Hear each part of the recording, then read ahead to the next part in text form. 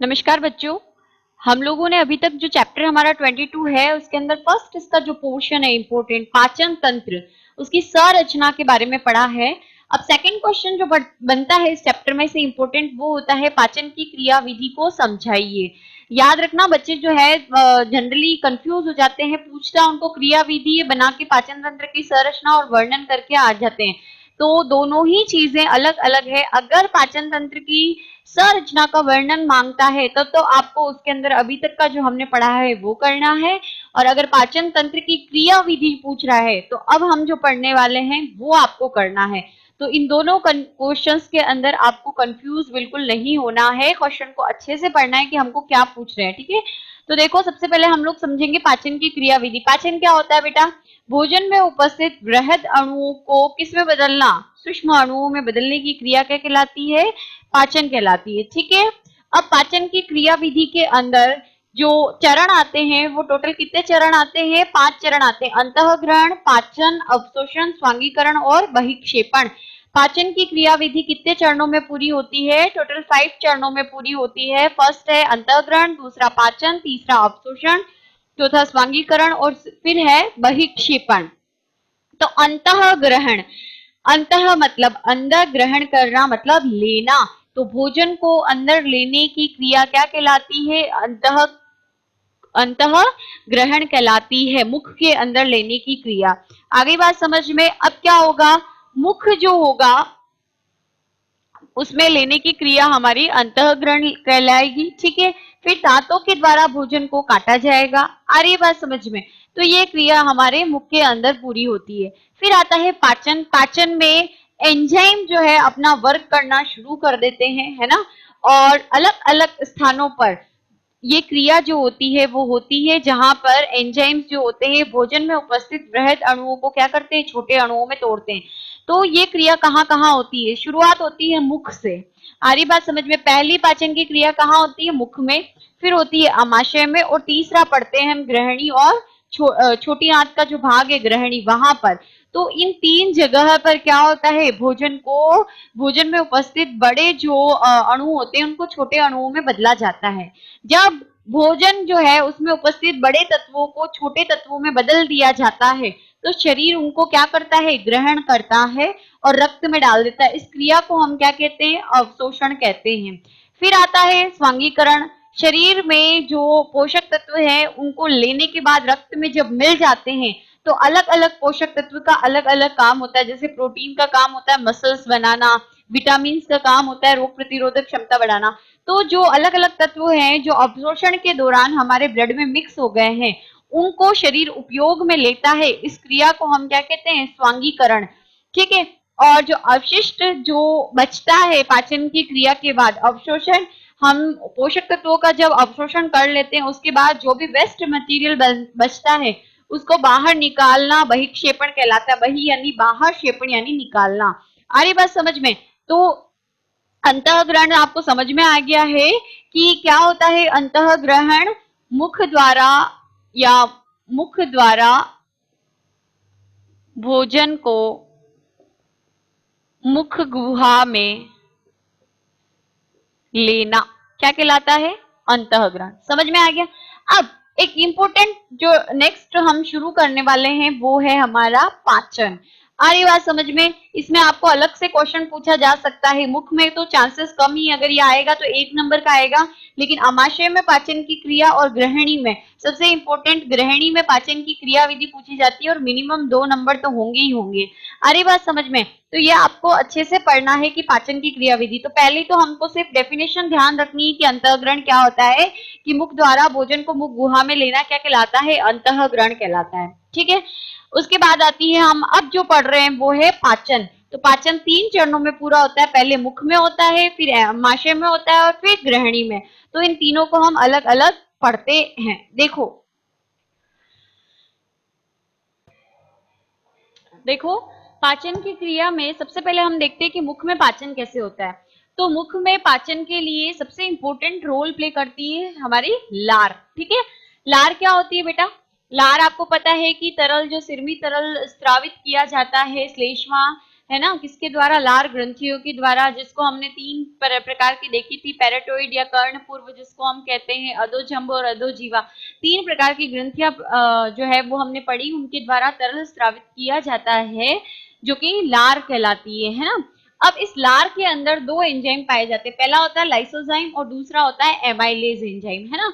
Lysozyme enzyme जो होता है वो तो भोजन में उपस्थित जीवाणुओं को क्या कर देता है, नष्ट कर देता है। क्यों? क्योंकि जब हम भोजन ले रहे हैं अगर उसके साथ जीवाणु जा रहे हैं तो वो हमारे शरीर के अंदर जाएगा और फिर हमें क्या कर देगा, रोग से ग्रसित कर देगा, इसलिए जीवाणुओं को मारना जरूरी है। इसलिए लाइसोजाइम एंजाइम जो उपस्थित होता है किसमें, लार में, वो क्या करेगा, जीवाणु को नष्ट करेगा। फिर आता है दूसरा, आपको पता है लार ग्रंथियां तीन प्रकार की होती है, उसमें पैराटोइड सबसे बड़ी होती है, कर्णपूर्व ग्रंथि भी कहते हैं जिसे हम, और वो एक उसके द्वारा स्रावित तरल में एक विशेष एंजाइम होता है जिसे एमाइलेज कहा जाता है या टाइलिन के नाम से जाना जाता है। तो ये टाइलिन या एमाइलेज क्या करता है, देखो, भोजन में उपस्थित स्टार्च, स्टार्च क्या होता है बेटा, पॉलीसेकेराइड होता है, कार्बोहाइड्रेट की बड़ी फॉर्म है, पॉलीसेकेराइड है ना, उसको ये टाइलिन या एमाइलेज एंजाइम माल्टोज, माल्टोज एक डाइसेकेराइड है, डाई मतलब होता है टू, यानी पॉली यानी बहुत सारा, है ना, जो बोलेंगे बहुत सारी जो सूक्ष्म अणु होते हैं जुड़ते हैं, डाई में मतलब दो, तो छोटी कौन सी है, ये फॉर्म छोटी हो गई है ना, तो माल्टोज यानी डाइसेकेराइड में प्लस डेक्स्ट्रीन के अंदर क्या कर देता है, तोड़ देता है, किसको, स्टार्च को एमाइलेज एंजाइम माल्टोज और डेक्स्ट्रीन में तोड़ देता है। पीएच कितना होता है, 6.8 मुख का पीएच होता है, तभी जाकर ये एमाइलेज या टाइलिन अपना काम करेगा, क्या काम करेगा, स्टार्च को माल्टोज में बदलेगा, ठीक है, कार्बोहाइड्रेट को। ये तो होती है किसमें, मुख में क्रिया। अब देखो, भोजन जब हम मुख में लेते हैं तो यहाँ पर भोजन है, उसको किसने काटा, दांतों ने क्या कर दिया, पीस दिया, प्लस उसमें क्या मिक्स हो गई, लार। तो एक, जब हम लोग कुछ हमारे मुंह में कंकड़ वगैरह आता है तो हम फेंकते हैं ना, तो जो पूरी तरह से कंप्लीट पचा भी नहीं होता, लेकिन छोटे टुकड़ों वाला और लार से भरा हुआ जो भोजन का जो पार्ट होता है उसको हम कहते हैं बोलस, क्या बोलते हैं, बोलस। तो मुख में किसका निर्माण होता है, बोलस का, बोलस का मतलब होता है भोजन, यानी दांतों से चबाया हुआ भोजन प्लस लार, क्या कहलाएगी, बोलस। बोलस फिर हमारी ग्रसनी और ग्रास नाल से होती हुई कहाँ पहुंचेगी, अमाशय में, फिर उस अमाशय से वापस, अमाशय में फिर क्या होगी, पाचन की क्रिया होगी। अमाशय में क्या होता है, अमाशय की जो स्रावित कोशिकाएं होती हैं उनके द्वारा जठर रस का स्रवण किया जाता है। हमने अमाशय की संरचना पढ़ी है, उसमें मैंने आपको अच्छे से बताया है। 90% इस जठर रस में 90% HCl और वाटर होता है, प्लस कुछ एंजाइम्स होते हैं जैसे कि पेप्सिनोजन, प्रोरेनिन और जठर लाइपेज, ठीक है। अब HCl के काम में हम लोगों ने देखा था कि पेप्सिनोजन जो होता है एक निष्क्रिय एंजाइम होता है जो HCl की उपस्थिति में सक्रिय पेप्सिन में बदल जाता है। समझ में आ रही है बात? जठर रस में कौन सा एंजाइम होता है, पेप्सिनोजन होता है। इस पेप्सिनोजन जो होता है वो निष्क्रिय होता है, लेकिन HCl जब मिक्स हो जाता है तो ये पेप्सिनोजन पेप्सिन में बदल जाता है, सक्रिय फॉर्म में आ जाता है। अब ये पेप्सिन जो है वो क्या करेगा, भोजन में जो बोलस आया है उसमें उपस्थित प्रोटीन को प्रोटियोस, पेप्टोन्स और पॉलीपेप्टाइड में क्या कर देगा, बदल देगा। ये प्रोटीन की छोटी फॉर्म है, कौन सी, प्रोटीएस, पेप्टोन्स और पॉलीपेप्टाइड, ठीक है। यानी कई पॉलीपेप्टाइड श्रृंखलाएं जो है वो जुड़ती है, तब जाके प्रोटीन का क्या होता है, निर्माण। पीएच चाहिए होता है 2 से 3 जो पीएच होता है वो पाया जाता है। तो ये काम हो गया पेप्सिन का, पेप्सिन, प से पेप्सिन, प से प्रोटीन, प्रोटीन का पाचन करता है। दूसरा निष्क्रिय एंजाइम था प्रोरेनिन, ये भी निष्क्रिय होता है, बच्चों के अंदर पाया जाता है, जो दूध पीने वाले बच्चे होते हैं। तो ये HCl इस प्रोरेनिन को रेनिन में बदल देता है। रेनिन इस प्रोरेनिन की क्या है, सक्रिय फॉर्म है, ठीक है, सक्रिय अवस्था है। अब ये रेनिन क्या करेगा, दूध जो बच्चे लेते हैं उसमें एक प्रोटीन पाई जाती है जिसका नाम होता है कैसीन। इस कैसीन को ये रेनिन जो है पैरा कैसीन में बदल देता है। ये पैरा कैसीन के साथ अगर कैल्शियम जुड़ जाता है तो ये कैल्शियम पैरा कैसीनेट में दही जैसा, कभी कभी बच्चों को जो दूध होता है वो पचता नहीं है तो वो दही जैसी उल्टी करते करते कि नहीं होते, तो वो क्या होता है, कैल्शियम पैरा कैसीनेट होता है। अब ये कैल्शियम पैरा कैसीनेट होता है, उसको ये पेप्सिन जो देख रहे हो आप, ये पेप्सिन क्या कर देता है, पचा देता है और किस में बदल देता है, प्रोटीजेज और पेप्टोन्स में बदल देता है। आ रही बात समझ में?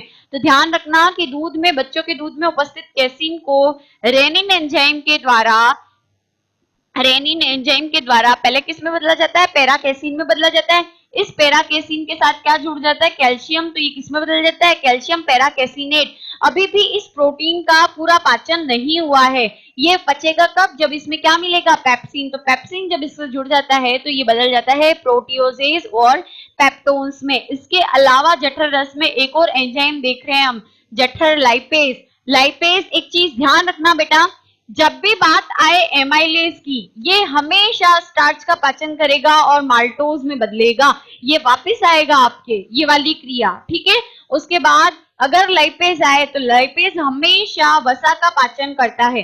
तो जब भी अगर आपके एमाइलेज का नाम आए तो एमाइलेज से ध्यान रखना स्टार्च का पाचन करेगा, और जब भी लाइपेज का नाम आए तो ध्यान रखना किसका पाचन करेगा, वसा का, है ना। तो देखो अब यहाँ पर अगर हम लोग देखते हैं तो दूध के अंदर वसा पाई जाती है, ठीक है। तो दुग्ध वसा को क्या करेगा, ये हमारा जो जठर लाइपेज होता है,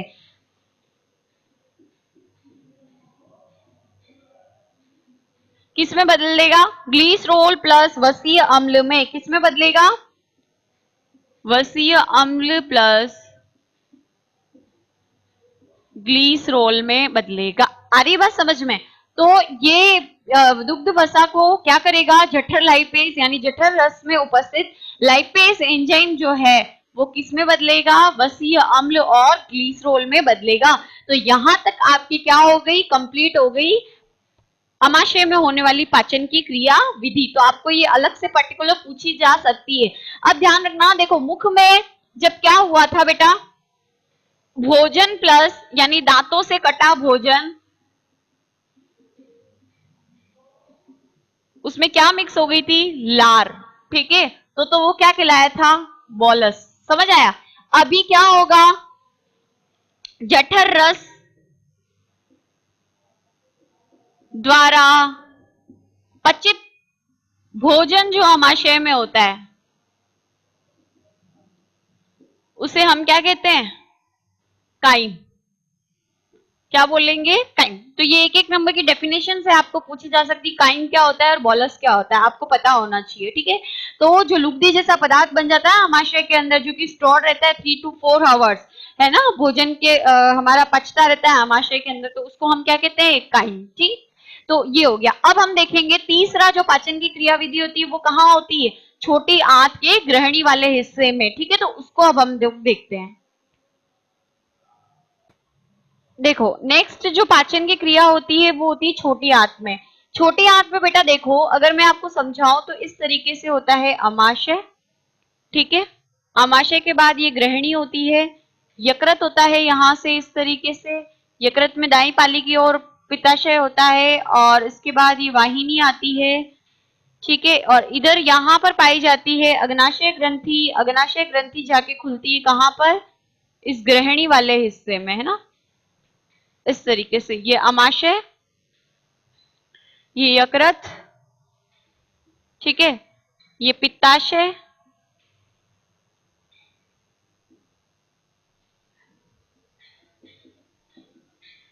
इसमें क्या स्टोर रहता है, पित्रस, ठीक है। ये हो गया, ये अग्नाशय, अग्नाशय ग्रंथि जो कि किसका स्रवण करेगी, अग्नाशय रस का। आ रही बात समझ में? और ये छोटी आंत का हिस्सा है ग्रहणी। समझ आ गया?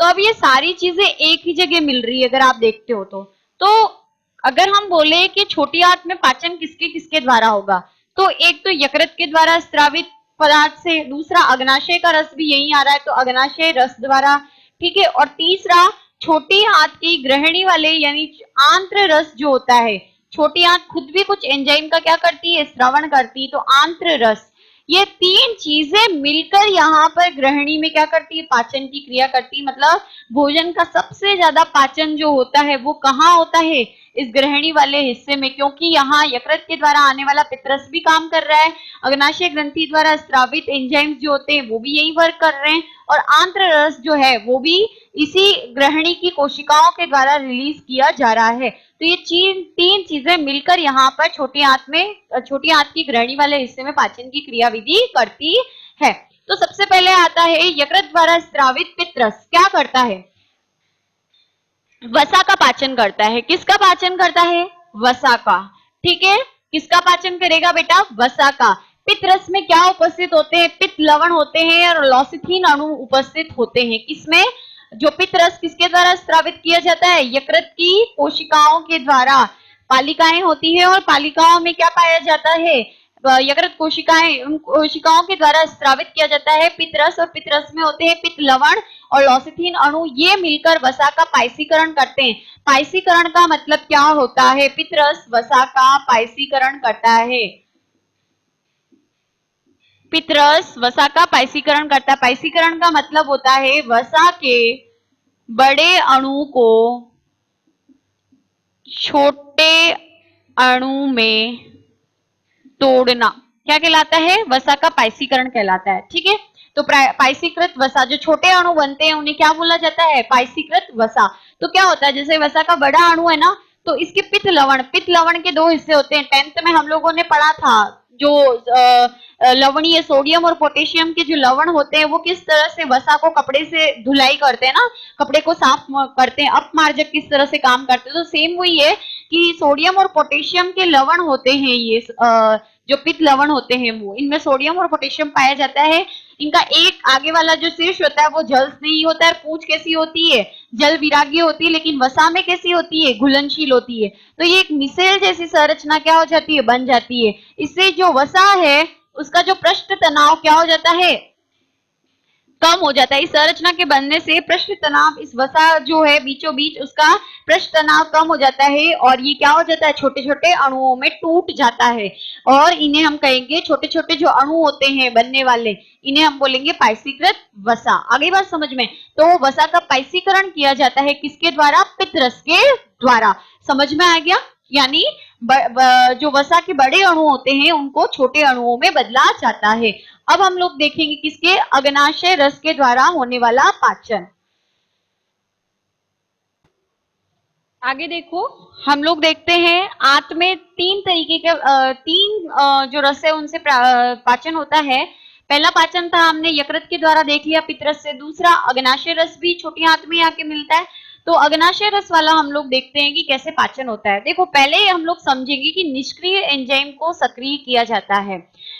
जैसे ही इधर से ग्रहणी वाले हिस्से में ये अग्नाशय ग्रंथि द्वारा स्रावित जो एंजाइम डाले जाते हैं वो एक्चुअली निष्क्रिय अवस्था में पाए जाते हैं। कुछ एंजाइम जो होते हैं वो निष्क्रिय होते हैं, लेकिन ये एंजाइम जैसे ही इस ग्रहणी वाले हिस्से में आते हैं, ठीक है, ग्रहणी वाले हिस्से में है और यहाँ भोजन आते ही ये ग्रहणी जो है, ये छोटी आंत का ग्रहणी वाला हिस्सा है ना, ये कुछ एंजाइम को सीक्रेट करता है। उस एंजाइम को कहा जाता है एंटेरोकाइनेज। ठीक है, ये एंटेरोकाइनेज क्या करता है, ये अग्नाशय ग्रंथि है हमारी, अग्नाशय ग्रंथि जो है इसके द्वारा जो स्रावित एंजाइम्स होते हैं जो कि निष्क्रिय होते हैं, इन्हें क्या कर देता है, सक्रिय कर देता है। कौन कर देता है, देखो हो क्या रहा है, इधर ग्रहणी है, ग्रहणी में क्या आया, भोजन आया। ठीक है, अग्नाशय ग्रंथि है वो अपना अग्नाशय रस स्रावित कर रही, लेकिन अग्नाशय रस कैसा है, निष्क्रिय है। लेकिन उसके अंदर जैसे ही ग्रहणी में भोजन आता है तो ग्रहणी की जो भित्ति होती है वो खुद ही क्या कर देती है, कुछ जो एंजाइम होते हैं उनको रिलीज करती है, जिसमें एक होता है एंटेरोकाइनेज एंजाइम। ये एंटेरोकाइनेज एंजाइम स्रावित कौन कर रहा है, ग्रहणी। कब कर रहा है, जब भोजन आ जाता है। ठीक है, ग्रहणी के अंदर भोजन आ जाता है यानी काइम आ जाता है, तब अमाशय से पचित भोजन आ जाता है तो ग्रहणी एंटेरोकाइनेज रिलीज करती है। एंटेरोकाइनेज अग्नाशय रस में उपस्थित एंजाइम्स को क्या कर देती है, सक्रिय कर देती है। आगे बात समझ में। तो देखो क्या होता है, ट्रिप्सिनोजन पाया जाता है अग्नाशय रस में, इसको एंटेरोकाइनेज एंजाइम किसमें बदलता है, ट्रिप्सिन में। फिर अग्नाशय रस में काइमोट्रिप्सिनोजन पाया जाता है, इसको ये जो ट्रिप्सिन बना है ना ट्रिप्सिनोजन से, ये ट्रिप्सिन बदल देता है किसमें, काइमोट्रिप्सिन में। फिर प्रोकार्बोक्सीपेप्टाइड पेप्टिडेज पाया जाता है किसमें, अग्नाशय रस में। ये सब है अग्नाशय रस में उपस्थित एंजाइम है बेटा, ठीक है, जो कि निष्क्रिय अवस्था में, ये भी कैसा है, निष्क्रिय, ये भी कैसा है, निष्क्रिय, ये भी कैसा है, निष्क्रिय, और ये भी कैसा है, निष्क्रिय। लेकिन ये सब किस में बदल रहे हैं, सक्रिय रूप में, ठीक है। तो सबसे पहले ट्रिप्सिनोजन जो है वो निष्क्रिय था, उसको एंटेरोकाइनेज ने ट्रिप्सिन में बदला। अब ये ट्रिप्सिन आगे फंक्शन कर रहा है, काइमोट्रिप्सिनोजन को किसमें बदल रहा है, काइमोट्रिप्सिन के अंदर। प्रो कार्बोक्सी पेप्टिडेज जो है उसको बदल रहा है कार्बोक्सी पेप्टिडेज में। प्रो एलेस्टेज जो है उसको ये ट्रिप्सिन बदल रहा है एलेस्टेज एंजाइम के अंदर। ये सारे किसमें उपस्थित है, अग्नाशय रस में उपस्थित निष्क्रिय एंजाइम है। आ गई बात समझ में, ठीक है। तो ये इस तरह से अब ये प्रोएलेस, अब देखते हैं कि जो किन किन चीजों का पाचन होता है वो होता है अग्नाशय रस के द्वारा। तो देखो सबसे पहले प्रोटीन का पाचन, स्टार्च का पाचन होता है, लाइपेज वसा का पाचन करता है, न्यूक्लिक अम्ल का पाचन होता है और इलास्टिस तंतुओं का पाचन होता है। तो इतनी अलग अलग चीजों का पाचन होता है, इसीलिए अग्नाशय रस को हम क्या कहते हैं, पूर्ण पाचक रस कहते हैं। तो सबसे देखो प्रोटीन का पाचन में देखते हैं कि प्रोटियोज और पेप्टोन्स कहाँ बने थे, अभी अमाशय में क्या किया था, जो पेप्सिन है उसने पाचन किया था, है ना। तो और प्रोटीन को पचित करके किसमें बदल दिया था, प्रोटियोज और पेप्टोन्स और पॉलीपेप्टाइड के अंदर क्या किया था, बदल दिया था, बदला था, किसने बदला था, प्रोटीन को अमाशय में उपस्थित पेप्सिन ने, है ना।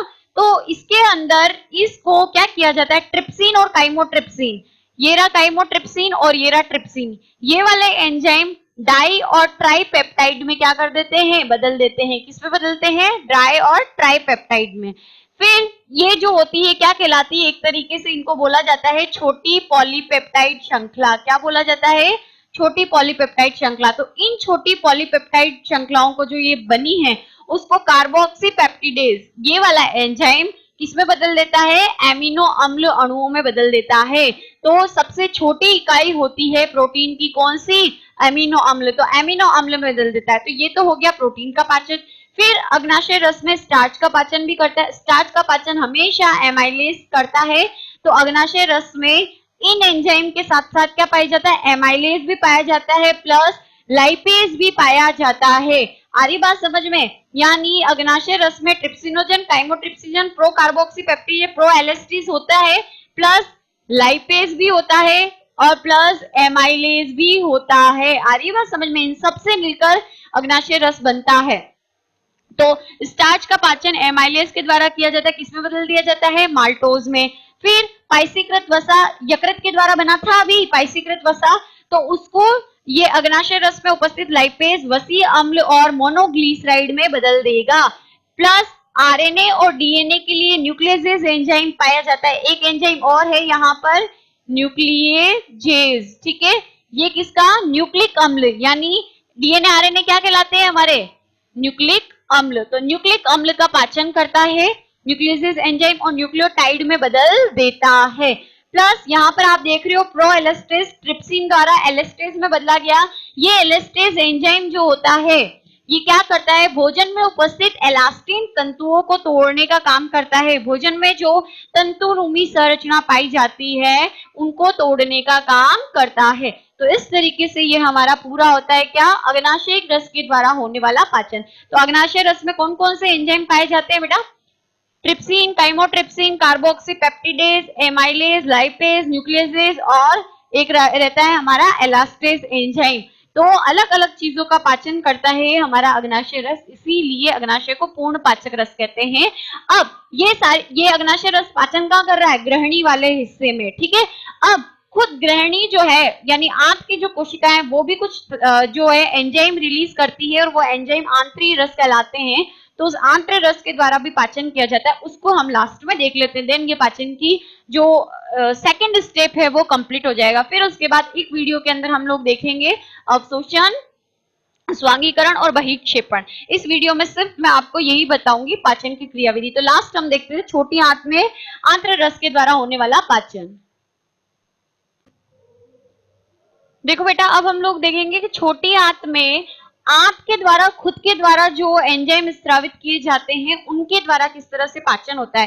तो ये एक पर्टिकुलर क्वेश्चन पूछा जा सकता है कि आंत्र द्वारा पाचन की क्रिया को समझाइए, अमाशय के द्वारा होने वाली पाचन की क्रिया को समझाइए, अग्नाशय रसवत द्वारा होने वाली पाचन की क्रिया को बताइए। और अगर सीधा पूछता है कि छोटी आंत में होने वाली पाचन की क्रिया विधि को बताइए, तो आपको पित्त रस के द्वारा भी समझाना पड़ेगा, अग्नाशय रस के द्वारा भी समझाया जाएगा और आंत्र रस के द्वारा भी, यानी तीनों कंबाइंडली आएगा। अगर सीधा पूछ लेता है कि ग्रहणी में होने वाली पाचन की क्रिया विधि को समझाइए।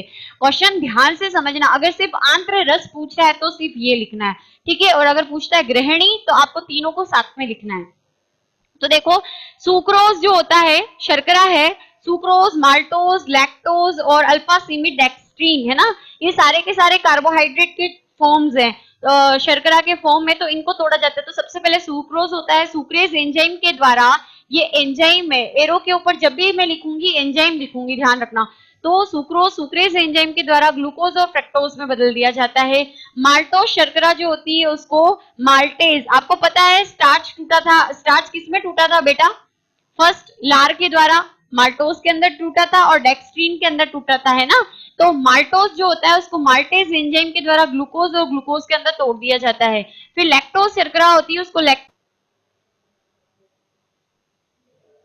तो देखो यहाँ पर माल्टोज जो है, जो कि स्टार्च के टूटने से बना, उसको माल्टेज जो है एंजाइम, वो किस में बदलेगा? ग्लूकोज और ग्लूकोज के अंदर बदल देता है। फिर लैक्टोज शर्करा होती है उसको लैक्टेज एंजाइम ग्लूकोज और लैक्टोज में बदल देता है, ठीक है। फिर स्टार्च के टूटने ने माल्टोज तो बना ही था, अल्फा सीमिड या डेक्सट्रीन लिखा था मैंने, है ना।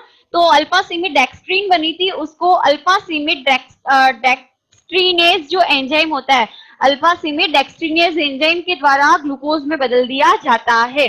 फिर आती है, ये है आपके किसकी फॉर्म? प्रोटीन की फॉर्म। तो प्रोटीन यहाँ पे और अधिक टूटता है, पॉलीपेप्टाइड जो है एमिनो पेप्टिडेज एंजाइम की मदद से डाइपेप्टाइड और एमिनो अम्ल में बदल देता है। प्रोटीन की सबसे छोटी फॉर्म होती है एमिनो अम्ल अणु, ध्यान रखना।